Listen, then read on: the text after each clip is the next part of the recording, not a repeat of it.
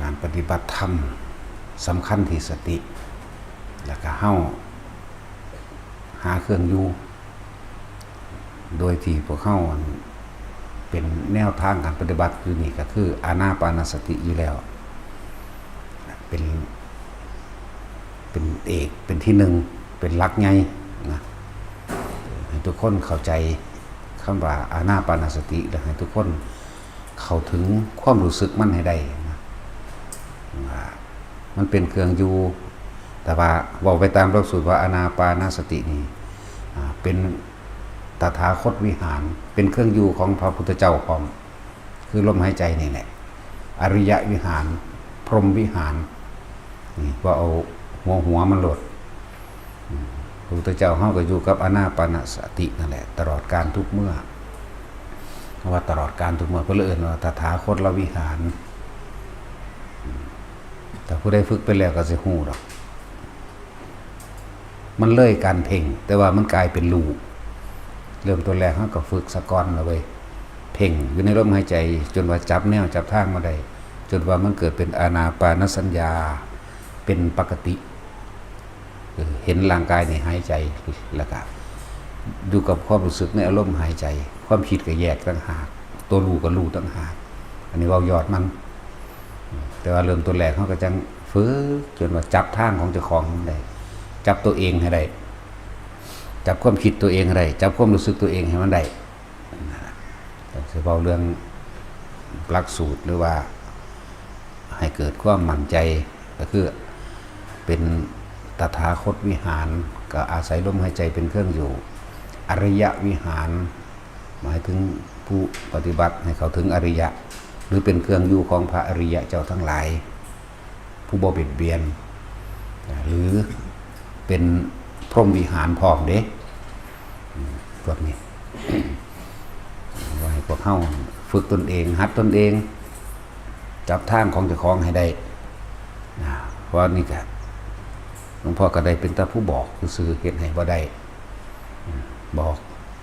ถึงแม้นว่าบางครั้งอาจจะใส่ศัพท์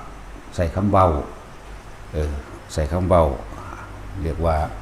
พยัญชนะถึงสิแตกต่างแต่ว่าอรรถะคือความหมายเป็นอันเดียวกัน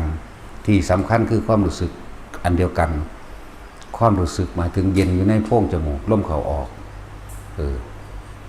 ใส่พยัญชนะใส่คำบอกว่าเย็นอยู่ในโพรงจมูกกับรูลมเข้าลมออกความหมายก็คือให้เฮามีความรู้สึกประกอบกันกับลมเข้าออกทั้งแม้นสิต่างทั้งพยัญชนะต่างเฉพาะพยัญชนะอรรถะคือความหมายเดียวกันแต่ก็ใส่ความรู้สึกเดียวกันที่ว่ามันเย็นอยู่ในนี่แหละลมหายใจเฮาโพรงจมูกเฮาเองนั่นแหละแต่เว้าจังซี่พวกเฮาเข้าใจยากถ้าเว้ามี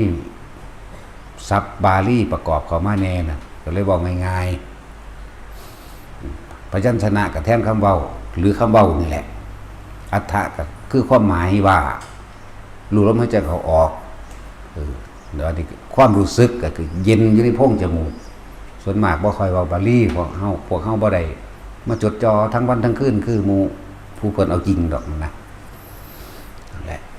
จึงบอกให้ทุกคนมั่นใจว่าแม้พระศาสดาตถาคตเฮาเองพุทธเจ้าเฮาเองก็อาศัยอานาปานสตินี่แหละเป็นวิหารธรรมเพิ่นได้เอิ้นแทนตัวพระองค์เองว่าตถาคตวิหารอันเป็นเครื่องอยู่คืออานาปานสติแม้พระอริยะเจ้าทั้งหลายเพิ่นก็เอิ้นว่าเรียกว่า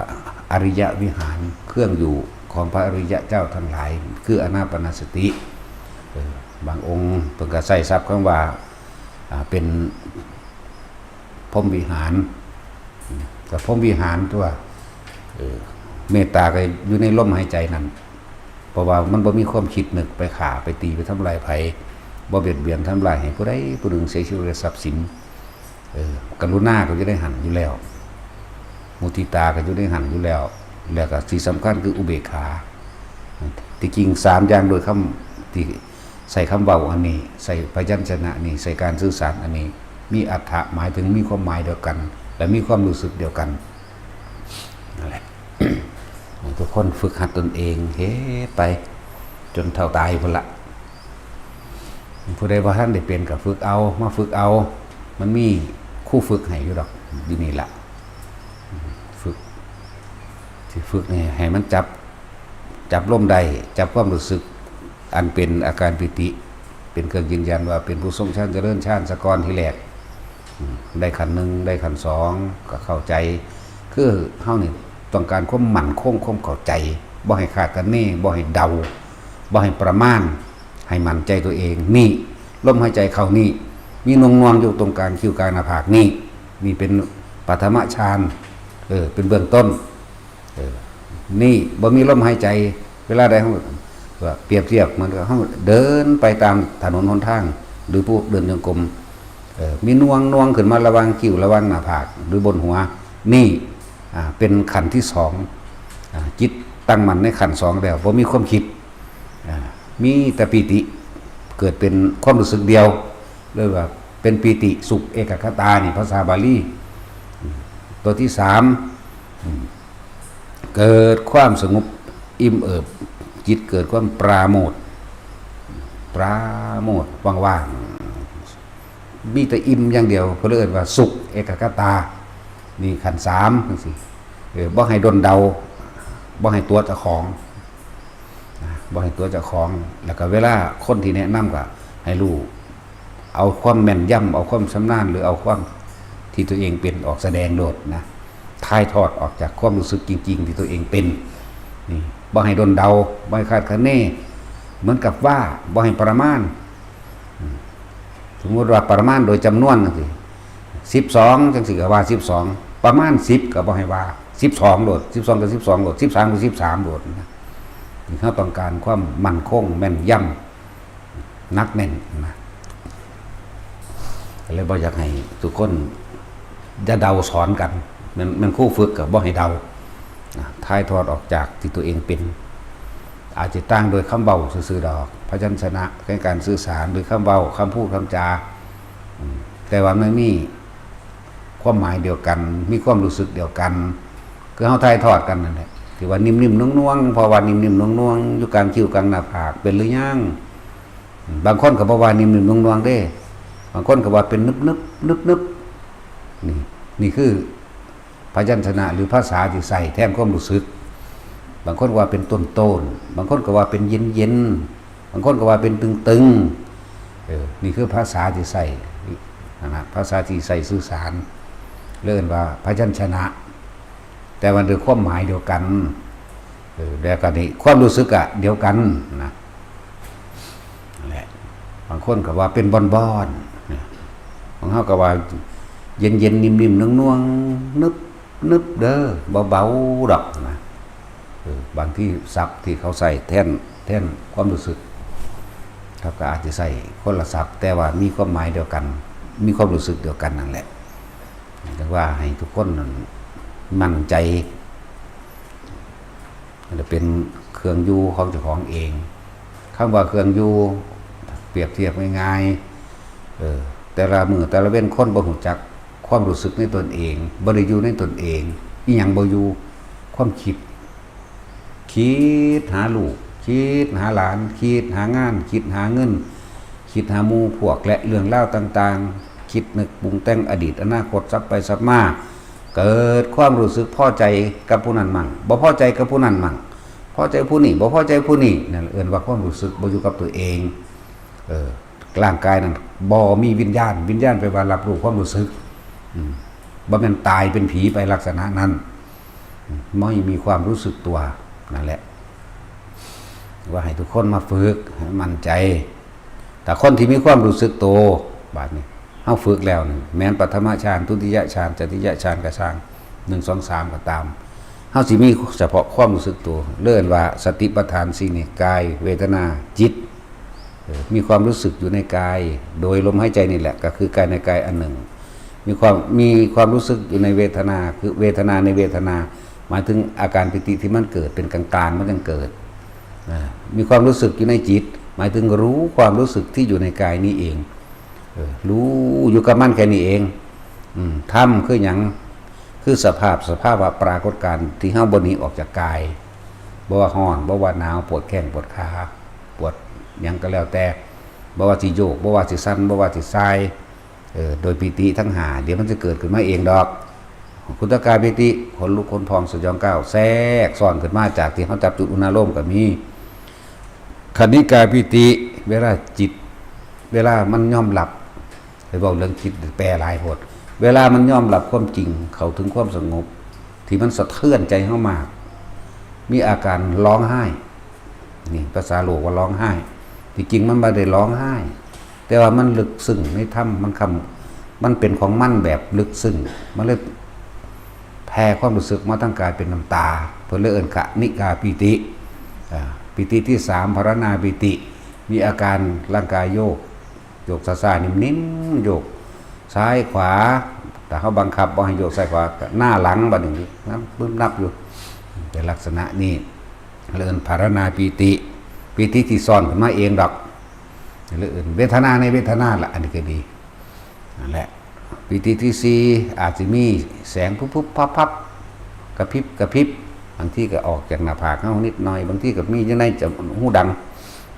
ขาวนวลเหลืองนวลเขียวใสขาวใสแล้วแต่บางที่ก็พับทั้งนั้นทั้งนี้มันก็ร่วมแม้กระทั่งว่าเกิดนิมิตต่างๆเกิดขึ้นนั่นแหละนี่คือปิติที่4ปิติที่5ที่มันแทรกซ้อนกันมาอุพงคาปิติเป็นดุจดังว่ากายนั้นลอยขึ้นนี่จังได้กระสร้างแต่ในหาอย่างนี่เรียกว่าเวทนาในเวทนาเหมือนเดิมในความรู้สึกของเขาเองแล้วจึงเรียกว่าสติปัฏฐานชี้กายเวทนาจิตธรรมก็คือสภาวะหรือความรู้สึกที่มันเกิดขึ้นในขณะที่เฮาอยู่กับลมหายใจนั่นเองเนี่ยทำในธรรมเหมือนเดิมอันนี้เกินแต่สิว่าเรื่องธรรมมันหลายคำว่าธรรมนี่แปลว่าสิ่งทั้งหลายทั้งปวงบนเฮาย่นย่อจ่อเข้ามาให้มันเน้นอยู่ในกายของเฮาเองเลื่อนกายเวทนาจิตธรรมให้รู้สภาวะปารภการและความรู้สึกในกายเจ้าของเห็นอยู่แค่นี้มันพอไปไสคำว่ามรรคผลนิพพานอยู่ในนี่แหละมรรคเป็นต้นผลเป็นปลายมรรคคือลมหายใจมรรคไม่องค์8อยู่ในลมหายใจบารมี10ก็อยู่ในลมหายใจหนทางเข้าสู่พระนิพพานก็อยู่ในลมหายใจเขานี่แหละนี่แหละคือทางของมันส่วนความรู้ต่างๆก็แล้วแต่ไผสิอธิบาย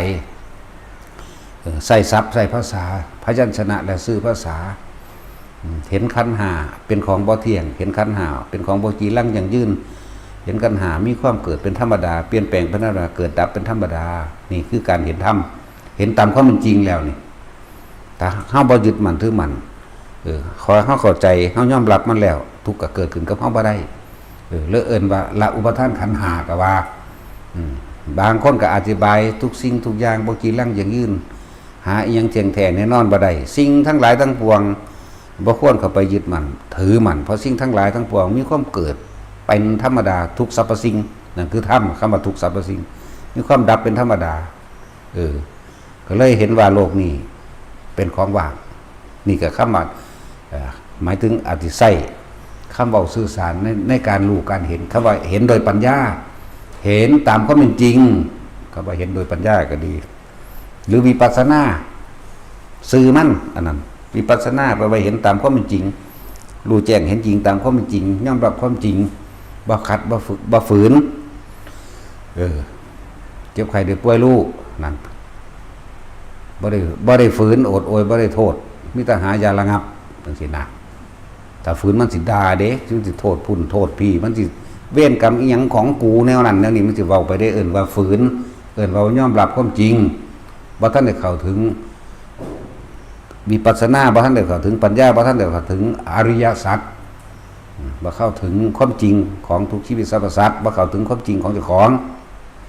เลยเอิ้นฝืนบ่ยอมรับแต่ว่าบ่สมหวังดังใจหรือเป็นเริ่มเป็นโทษผู้อื่นว่าผู้อื่นเฮ็ดให้ผู้นั้นผู้นี้จังซั่นจังซี่เฮ็ดให้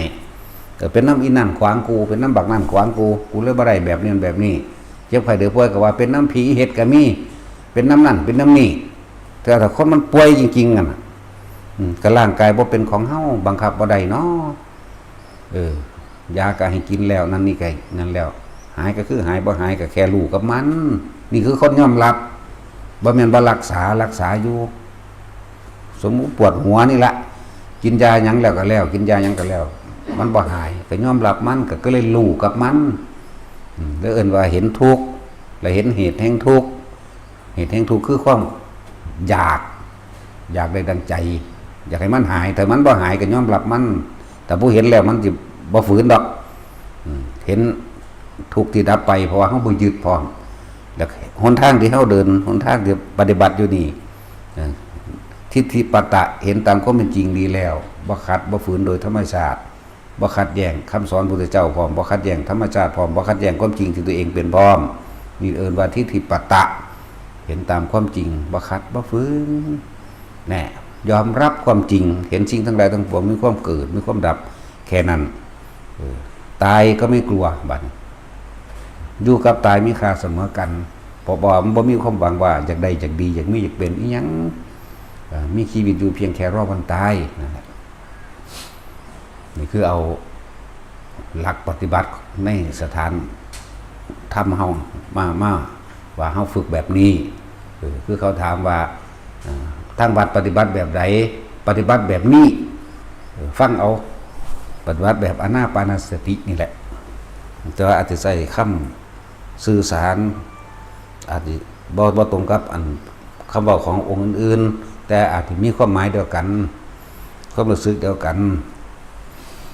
จุดหมายเดียวกันนั่นแหละแต่สิถึงบ่ถึงนั่นขึ้นอยู่กับความเพียรพยายามของไผของมันสิถึงหรือบ่ถึงตรงนั้นมันเอาให้กันบ่ได้แต่บอกทางเฮ็ดแบบนี้เด้อความรู้สึกเป็นจังซี่เด้อคิดแบบนี้เด้อก็ว่าไปอยู่นั่นแหละ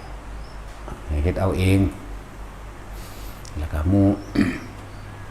เวลาพระเฮาไปบิณฑบาตให้ทรงฌานเด้บิณฑบาตแค่บ่คิดถึงอกุศลมันก็เป็นฌานแล้วเพ่งอารมณ์อันเป็นหนึ่งสิ่งที่อยู่ในกุศลแค่นั้นเองมันก็เป็นแล้ววิตกหมายถึงคิดเฉพาะเรื่องทุกข์สมุทัยนิโรธมรรคก็ได้คิด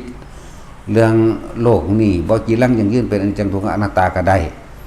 หรือบางคนก็จับลมหายใจแล้วอุณาโลมไปพร้อมก็ได้เวลาเขาเจ้าใส่บาตรเวลาเขาเจ้ามาให้ทานจังซี่มันสิบ่ตกข้างน้ำเฮาเวลาเขาเจ้านึกอุทิศผลทานบุญกุศลกรรมดีของเขาเจ้าเองผู้ให้ทานจะบริสุทธิ์ใจที่สิให้แต่กับผู้ให้ทานก็จะไปหวังผลในทานจะมีกินผลในผลแห่งทานเด้และการอุทิศผลทานบุญกุศลกรรมดีมันสิตรงต่อบุคคลที่อุทิศแปลว่าให้ให้ตรงไปเลยสมมุติเอาจะให้พ่อให้แม่ฉันก็นึกในใจเฮาขอผลทานของข้าพเจ้านี้จงถึงแด่มารดาและข้าพเจ้าสิเอิ้นชื่อหรือว่าชื่อกันแล้วแต่นั่นแหละจะเว้ากันบ่ให้เว้ากันอยู่เบิ่งความรู้สึกนึกคิดของเจ้าของไปเฉพาะตนโลดก้มคุกไปโลดก้มลงไปแค่ปลายจมูกมันก็นวงขึ้นมาแล้วแหละผู้ชินได้ก็เข้าใจอยู่ผู้เฮ็ดเป็นแล้วแต่ว่าผู้ท่านได้ชินก็ฝึกตนเองให้มันชินอย่างสั้นเวลาเขาเจ้าทำทานอันนั้นอันนี้มาอย่ามันตกข้างน้ำเฮาเด้เพิ่นแต่เว้าตามบาลีก็ว่าเด็กก็ว่าสิกินของที่เขาเจ้าให้ทานด้วยความไม่เป็นหนี้จังว่ามันบ่ข้างน้ำเฮาหรือเอิ้นว่าบ่เป็นหนี้ผู้รับทานตอนนั้นก็สิเอิ้นว่าตถาคตวิหารโดยอานาปานสติก็ได้อริยวิหารคืออยู่ในลมหายใจหรืออยู่ในฌานอันใดอันหนึ่งหรือพรหมวิหารเนี่ยบ่ให้มันข้างพวกนี้มันสิบ่ข้างน้ำเฮาเขาเจ้าใส่บาตรอุทิศไปมันก็ไปของมันเองส่วนของผู้ที่ได้รับบ่ได้รับก็บอกบ่ได้นั่นเป็นเรื่องอาจินไตยเป็นเรื่องของกรรมแต่ว่ามันก็จะไปข้างไว้เหมือนของฝากไว้คือเก่านั่นแหละจะให้มันข้างน้ำเฮาหันไปหาถึงเขาโลดนะนี่แหละอันนึงเวลาเฮาไปบิณฑบาตก็ดีให้ทุกองค์ทรงฌานไป1 2ไปเรื่อย1 2 3ไปเรื่อยนั่นแหละ3ก็ได้2ก็ได้1ก็ได้แล้วแต่คือจะให้ความคิดของเฮาเนาะออกไปหาผู้นั้นผู้นี้ในทางที่บ่ดีทางเป็นอกุศลพวกนี้แหละเวลาเขาจะทำบุญทำทานเวลาเขาจะอุทิศมันก็ไปของมัน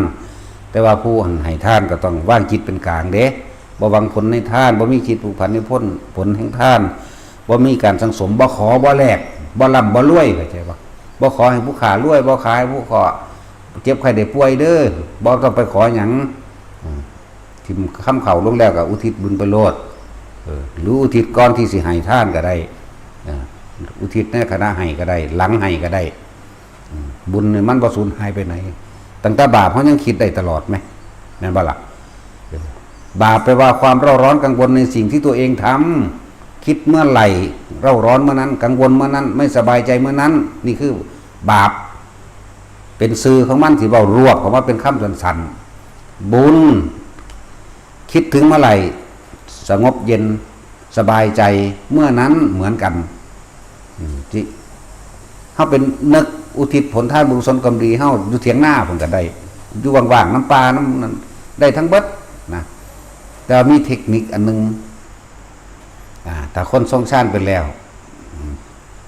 หมายถึงจับจุดอุณาโลมเลยในขณะที่อาการปิติเกิดขึ้นในกายเฮาแต่เราต้องอยู่นี่เน้นย้ำเพื่อบ่ให้มันขาดเคลื่อน